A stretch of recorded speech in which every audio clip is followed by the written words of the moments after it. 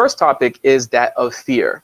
Now, with any type of discussion, especially in the educational intellectual sphere, it's very important that we have a standardized and established definitions. So what exactly is fear? Well, dictionary.com defines fear as a distressing emotion aroused by impending danger, evil, pain, etc.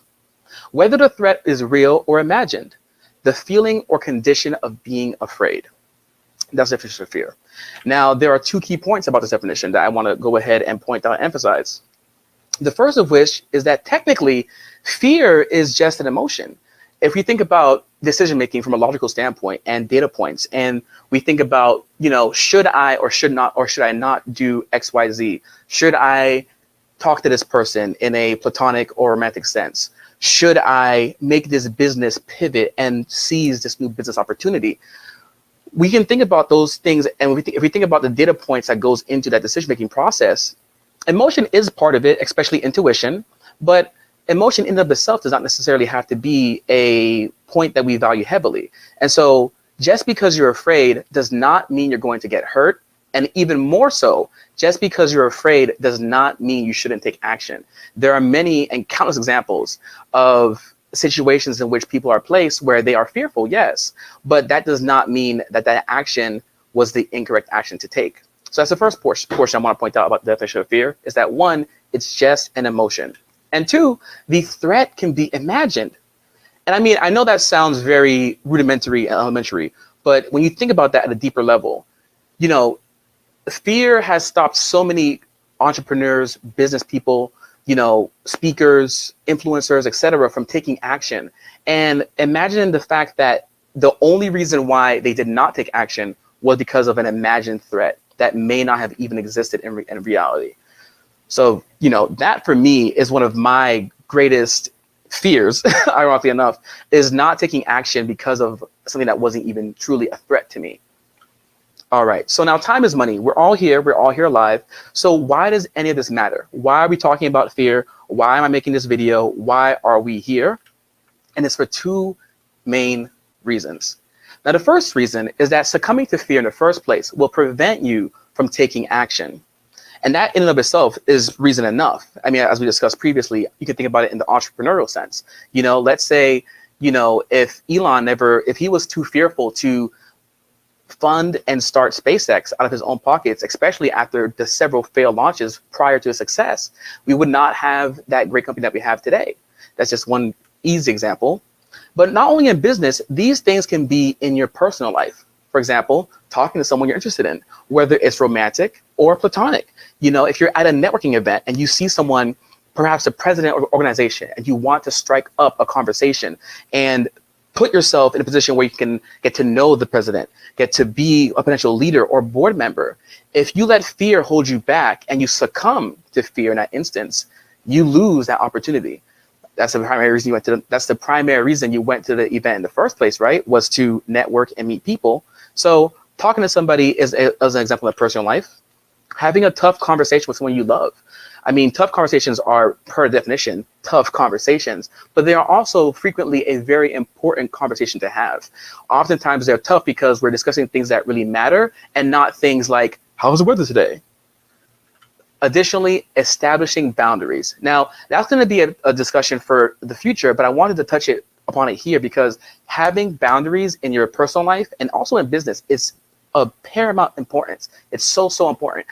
Being a person that gets walked all over is not conducive to success in any regard, whether professional or personal, but we're discussing it here in a personal sense. So once again, just because you are fearful of something does not mean you shouldn't do it. And now, succumbing to fear can prevent you from taking action in your business as well. So for example, not negotiating a better deal. So previously, I was the type of person that was very much a person who didn't kind of disrupt the status quo, so to speak. I remember a distinct example when I was in in high school, and I was about 14. It was in my history class, and we took an exam on the Scantron. Remember, guys, those little bubbles? You remember those days, right?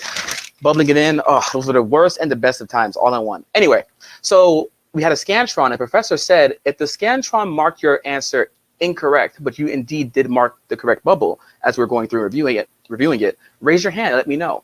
And number 5, I remember it, I marked A. He said the answer was A, but I got my question marked wrong by the computer. And instead of raising my hand and saying, hey, I don't want this to be penalized for an answer that I was correct upon, I sat there and I was too fearful and too shy to say anything. Now, fast forward, about 10 years, I have a photo editor and I was able to get approximately a 30% discount by simply just asking. When he proposed his price, I said, hey, what do you think about making it this price instead? He was like, sounds fair. I was like, I didn't ask for a high enough discount. Regardless, though, that's an example of how if you just simply ask, you never know how much better of a deal you can get. And over the course of an entire entrepreneurial career and journey, that can really add up. Another example is in sales, not asking for the order. If you are a salesperson or any person in general, not asking for what you want over the course of a lifetime perpetually will put you in a position where you are behind, and not necessarily behind relative to your contemporaries, but more so behind relative to your own potential and where you should be in life and where you would have been and the impact you would have had for yourself, your family, and the world at large had you simply had more bravery, had not succumbed to fear, and actually asked for the order. Or here's another example, not reinvesting into your own company to remain competitive. Now, especially post-COVID, right? A pure, honest to goodness example of a black swan event. How many entrepreneurs and business owners are now scared to reinvest funds back into their business, and they instead put it into their savings or put it into an investment portfolio or put it into their personal account, which is fine. But you do have to have a certain margin and a certain faith within your business to reinvest a large portion into it so that you can grow and scale. Because every single day, competitors are eating up market share, and new and upcoming startup companies are coming to take your market share, your money, your customers, etc. And in this case, if you are too fearful to pursue your entrepreneurial success over the long term, what can very easily happen is that the up and coming individuals can usurp the incumbents. So that's another example of how fear can actually be very detrimental to you and your business. So some more examples, and this is a bit more of a softer example because it may not be visible, but it's just as nefarious nonetheless. Your actions will be stifled and thus ineffectual. So a great example is in public speaking. If you are speaking in a public forum and you don't have confidence, you're fearful, your delivery may be off. You may sound nervous. Your speech and your cadence may be a bit stumbled or fumbled, and you may not be as charismatic as you would have otherwise been if you were in a more comfortable, stable state. And now we're going to discuss some techniques later on that you can use to kind of like bring your state of mind down and actually be able to move in a way that is stable despite being fearful, because fear is a very normal phenomenon, but that's an example of how it can affect you in other ways as well. Lack of energy. So physiologically, your sympathetic nervous system being in fight or flight chronically is very, very, very, very fatiguing. That's the part of our body that was designed to run from wolves and to chase antelope to get food, not to, think in a boardroom and have creative ideas to propel our businesses forward. And it honestly uses a lot more energy to be in a fearful state than it does to be in a calm and rested state. And lastly, self-sabotage. So previously, I gave an example of how as a business owner, if you do not have as much faith as is required in that time period to reinvest back into your business, what you may instead do is take it and put it elsewhere, which ironically enough, will cause your business to be usurped by upstarts. And now the interesting thing here is that that's a form of self-sabotage, and it also manifests in other ways as well. But essentially, having fear and not having enough conviction and belief in yourself and what you're trying to pursue can cause you to take actions to make yourself fail, sometimes even before you start.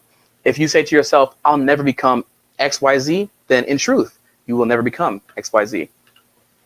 And also less joy in what you do. Now, I left this for last because it's very important, because I do truly believe that in order to become successful at a grand scale at anything, you have to enjoy the process. And there are not many things in life that people enjoy while being fearful. Roller coasters may be an exception, but that's not really true fear. That's more of excitement and stimulation. But that's another example of how This is an important topic to discuss, the topic of fear, because it will rob your joy and make you, in addition to making you less effectual. So now all of this loops back into what we discussed previously, these negative feedback loops. You are fearful, you thus either don't start and you tell yourself, I'll never become XYZ and I can't do XYZ, or you do start and you are not full send, so to speak, and you don't put yourself in a position of success and leverage to be able to actually succeed over the long term because you're afraid of failure, thus you create it for yourself. And these examples, when you start to be aware of these phenomenon, especially the phenomenon of self-sabotage, you may start to witness it within your own behavior, but also it's a lot easier oftentimes to see it in the behavior of others, which is why accountability, having a good friend group and people around you who can call you out on your BS is of paramount importance. So we talked about the definition of fear, why it matters. We talked about macro concepts, but now nitty gritty, practical, what can we do about fear to make it so that we can be more effectual in our relationships, personal life, in our business, and in our joy? The first thing is perspective. So humans are incredibly resilient when they know what it is they should be expecting. This is from Alex Hormozi. And this is so true. As they say, the punch that hurts you the most is the one you don't see coming. Getting sucker punched, I've been sucker punched, sucks. Don't get sucker punched. So on the front end, realizing that, hey, before this live stream I'm going to do today, my first one ever, I'm going to be fearful. Being aware of things like that and knowing that you're going to have fear and being aware of it on the front end helps enduring it become 10 times easier. So essentially, clench your jaw and brace for the punch. Whatever it is that you're trying to achieve, if you're fearful of it, it's probably going to be difficult. It doesn't mean, once again, you shouldn't do it, but you should just be aware on the front end that you are going to feel fear. And then you can, once again, prepare yourself ahead of time for your body's response to the fear. But here's the great thing about that, because with everything, there's a yin and yang, a dark, a light, and the glass is half full as well as half empty. The harder it is that whatever it is you're trying to do, oftentimes the greater the payoff, the greater the euphoria, the greater you feel. Some of the best times that I've ever felt in my entire life were after I accomplished something that was extremely difficult. I remember one example in particular, after my medical school entrance exam, that was about a 6-hour exam. I came out of there and I was basically like Ed from Ed, Ed and Eddie. I was a total oaf. But once I recovered my energy, I immediately was euphoric because I said, hey, I don't know what's going to happen. I don't know if I performed well or not, but I felt great because I just accomplished a very difficult task. So now action steps part 2, perspective once again. And this one is one of my favorite ways to reframe anything. It's not that bad once you expand the time by 10 to 15 years.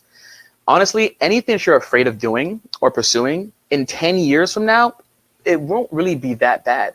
Even bankruptcy falls off your record after 7 years. So when you think about something that we go through every day, you know, having a tough conversation, approaching someone you want to create a relationship with, whether it be platonic or otherwise, setting boundaries, making a new business initiative or innovation, etc.